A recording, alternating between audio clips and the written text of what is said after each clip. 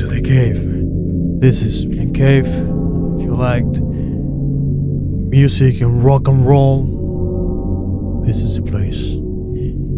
Today we're gonna go to the paranormal, narrated by one of the greatest rock stars in the whole world. Personally, one of my favorites. And one of little band from my favorite, DAVEGROHL, Foo Fighters, and many more. I got this amazing book, which I'm gonna make a second part going through this amazing story, but because it's a Halloween season, we're gonna take this amazing story narrated by Dave himself. This is taken from the book, which is the second time that I read it. And if you wanna read it or listen it, I will recommend you to do it. You can find it, this one, and here on YouTube or audiobooks. But I have to tell you, this one is in my heart. I love this book. It's an inspiring book.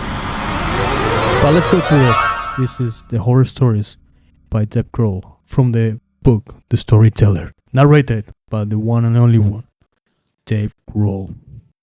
New Orleans souvenir shop during the peak of Nirvana's success, where I was told by a woman with a bone in her nose, "Don't give up. Someday you'll make it." I had managed to steer clear of any contrived psychic introspection. Not that I didn't believe in the idea that some people have the ability to read your mind and see the future. I just didn't care to know what they saw. In a way, I preferred to keep the future a mystery, for fear that I would alter it by following someone's faulty prediction.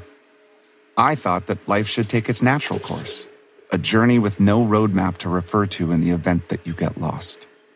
This woman's method was simple. You were asked to bring a photograph of yourself, any photograph, and she would quietly inspect it as she traced her fingers along your figure, receiving some kind of otherworldly information with her touch before revealing her psychic opinion. You have to remember, this was not an appointment I had made for myself, but rather for my girlfriend, who had prepared for this meeting by bringing her own portfolio of pictures, including one of me. Steve and I were just acting as chaperones/chauffeurs to deliver her to this woman's apartment for the session. So we ran out to grab a coffee while they made contact with the other side. Upon our return, my girlfriend looked a bit exhausted from her reading, and the psychic quickly turned her focus on me, as I unfortunately must have been a difficult topic of discussion while we were away. The fact that she spoke very little dynamic between my girlfriend and me, as I relied upon her, a Montreal native, to translate the psychic's most intimate revelations, no matter how uncomfortable they may have been for her to hear. After inspecting my photograph for a few minutes, the psychic reached out and took my hands, holding them gently as she surveyed the lines and calluses from years of abuse. Tu as beaucoup d'énergie, she said. I turned to my girlfriend for translation, and she replied, "She says you have a lot of energy." Ah, she's off to a good start. Yes, I'm kind of hyperactive, I replied in English, hoping that she understood, which she did with a little help from my girlfriend. Non, tu as beaucoup d'énergie psychique. For this, I did not need a translator. She was telling me that I had psychic energy. I lit up with great surprise. This was getting good. Tes mains brillent. Elles ont une aura. Elle est bleue. Très puissante. According to my new clairvoyant best friend, my hands glowed with a powerful blue aura. Whether I believed her or not, I was overjoyed and, dare I say, flattered by this psychic declaration.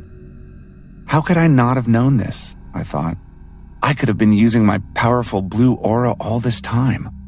Then, she looked up at me and asked if I saw ghosts. This was a difficult question to answer. Had I ever been visited by the stereotypical floating apparition, crossed over from the other side to stake a claim to its former territory in a cliché haunting? No. Had I experienced a series of unexplainable events where I felt I was in the presence of something that was neither alive nor dead? Yes. At the height of Nirvana's success, I was still living in a tiny room with only a dresser, a night table, and a futon mattress on the floor. As the band became so huge so fast that I didn't have time to assimilate into this new life of rock stardom. In reality, I felt no desire to go out and take advantage of my expanding bank account because I felt perfectly comfortable with the way things were. I never had much, so I never needed much. And this living arrangement felt perfectly natural. But beyond anything, it was fun. Sitting around watching MTV while eating Totino's party pizzas together with my friends on a rainy afternoon was my idea of making it. So why change anything?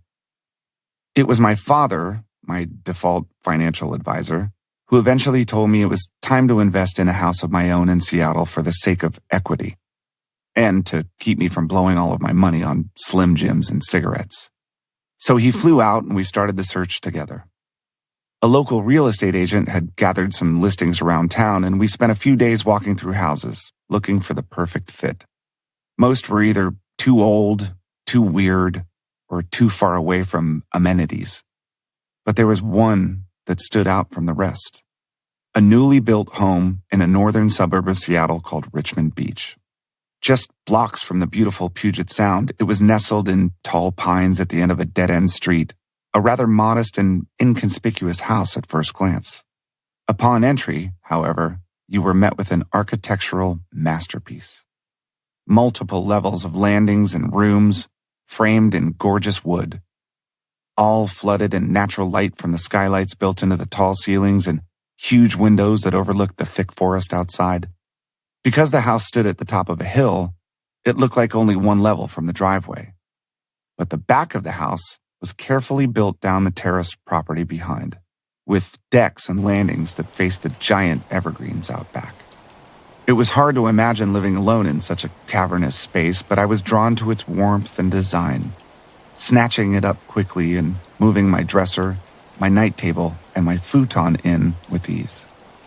The first night in the house, I was watching my new television, true rock and roll excess, as I sat on my old futon with my back against the bedroom wall. The rain was coming down in sheets, and I was feeling a bit tense about being alone in this massive residence, when all of a sudden, the house shook with a huge bang. It wasn't lightning or thunder, and it wasn't an explosion from somewhere outside. This sounded like an 18-wheeler had crashed into the wall that I was propped up against, jolting my body forward as if I'd been rear-ended. I immediately hit the mute button on the remote and sat perfectly still, rendered motionless in absolute terror. Eventually, I gathered the courage to step outside my bedroom and look down from the small landing into the empty living room, scanning the dark space for any moving shadows or signs of an intruder. I had goosebumps up and down my body from fear as I tiptoed quietly from one room to the next, expecting some evidence of a break-in. But I found absolutely nothing. Returning to bed, I kept the TV on mute and slept with one eye open for the rest of the night. After a few months in the house, I realized that it was the downstairs where things felt a bit off. Walking through the winding hallways that snaked through the lower levels, I always sensed that there was someone behind me, like I was always being closely followed. The skin on my neck and back would warm from the proximity to this invisible force, sending the tiny hairs on my spine straight up, and I would race to my destination as fast as I possibly could before running back upstairs to the safety of my kitchen. I'd never experienced this feeling before and convinced myself that it was only my wild imagination. That is, until I found that I was not the only one to experience this frequent and most frightening occurrence. Eventually, I settled in and began to fill the house with modest furnishings, at least enough to invite some friends over for a Halloween dinner at my new dining room table. After dinner, we decided to tell ghost stories over cocktails, some firsthand, some not. But I kept my suspicions of this brand new house to myself. But when one friend said, "You know, it's weird. Whenever I'm downstairs in your house, I feel like someone's right behind me, following me room to room. So much that I have to announce myself whenever I'm down there to let whatever it is know I'm coming. I practically choked on my drink. As much as I was relieved to hear that I wasn't the only one to have this feeling, that maybe I wasn't crazy after all, I took this as confirmation that this amazing first house I'd bought was fucking haunted.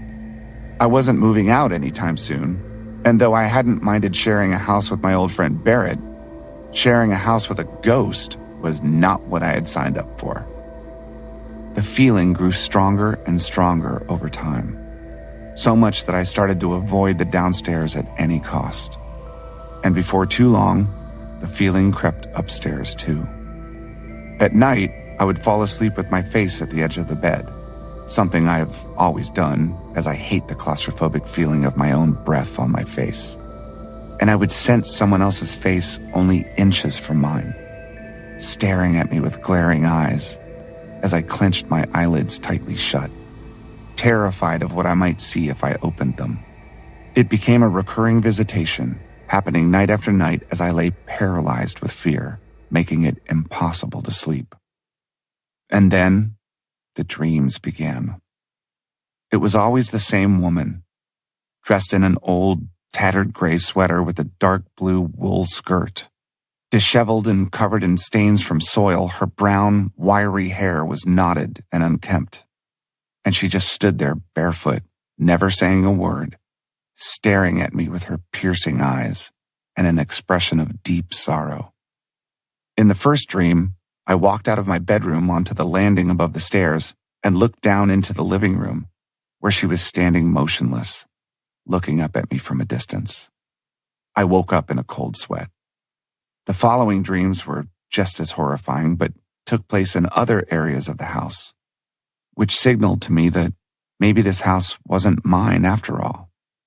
Maybe it was hers. A Ouija board came out a few weeks later on Thanksgiving night, which coincidentally was my first time meeting Mr. Nathan Gregory Mendel, future Foo Fighters bassist, who'd come to dinner with a mutual friend. Let's just say that whether you believe in that shit or not, I came to the conclusion that my dream house was now more along the lines of the Amityville Horror. But I continued to live there for years and gradually got used to the sound of footsteps on the hardwood kitchen floor, the motion detectors going off for no reason, and the occasional door opening by itself. Friends sent me piles of sage to cleanse the house of unwanted spirits, but it remained untouched, as I wasn't falling down that rabbit hole. And frankly, it smells like cat piss. To make things simple, I told the psychic that I did not necessarily see ghosts. She then asked if I saw UFOs. Now this was something I was obviously fascinated with. After all, I had named my band the Foo Fighters after the World War II slang term for unidentified flying objects. Our record label imprint is named Roswell Records after the 1947 UFO crash in Roswell, New Mexico. And my publishing company moniker is MJ12 Music, a reference to the alleged secret committee of scientists